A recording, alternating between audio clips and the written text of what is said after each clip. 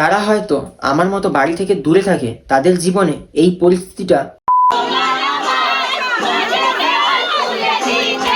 থেকে বড় হয়েছি অনেক হাসি সুখ দুঃখ নিয়ে। শুভরাত্রি বন্ধুরা, চলে এলাম আবার একটি নতুন ব্লগের সাথে। তো তোমরা সবাই কেমন আছো?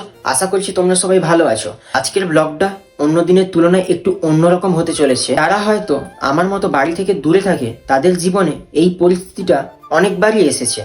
যেমন ধরো, এই প্রায় 1 বছর হয়ে গেল আমার দিদিমা মারা গেছে। আমি সেই দিনটিতেও যেতে পারিনি, আর তারপরের যে কাজটি হয় সেই কাজেও আমি উপস্থিত থাকতে পারিনি। ঠিক তেমনই আজ আমার খুব কাছের একজন মানুষ, আমার বেস্ট ফ্রেন্ড বা আমার ভাই বলতে পারো, যার সাথে আমি ছোটবেলা থেকে বড় হয়েছি অনেক হাসি সুখ দুঃখ নিয়ে, কিন্তু তার জীবনে আজ একটি এত বড় শুভ দিন, আর আজকের দিনে আমি তার পাশে থাকতে পারলাম না। দূর থেকেই ভালো মন্দ সব কিছু। আর সেই শুভ দিনটি হলো আজ তার বিয়ে, কিন্তু আমি তো ওখানে উপস্থিত নেই। তাই ওখান থেকে আমার বন্ধু অবিনাশ ভাই কিছু ফটো আর ভিডিও শেয়ার করেছে। আমি ওই মুহূর্তগুলো কষ্টের সাথে ভালোবাসার সাথে দেখেছি। এই মুহূর্তগুলোই আজ তোমাদের সাথে আমি শেয়ার করব। তো চলো বেশি ভার না বকে ভিডিওটি শুরু করা যাক। তো এদিকে আমার বন্ধু রেডি হয়ে সবকিছু রিচুয়ালস পালন করে বাড়ি থেকে বেরিয়ে পড়ে তার বাড়ির লক্ষ্মীকে আনতে যাওয়ার জন্য।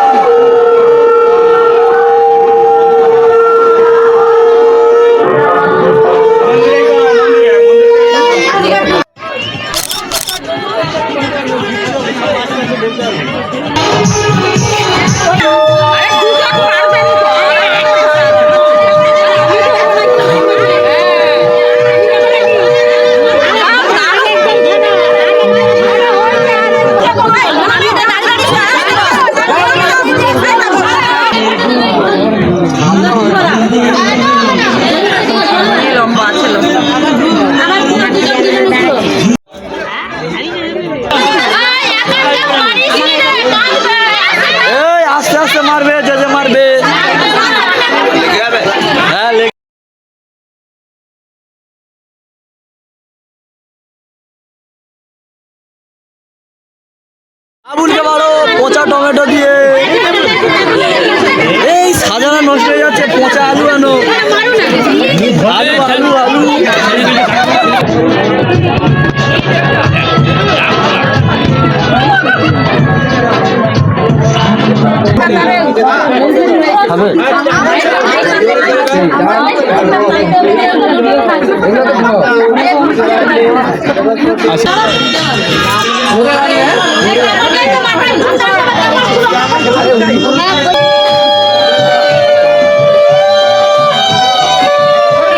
তো আজ এই শুভ দিনটিতে ওদের ভালোবাসা পূর্ণতা পেল।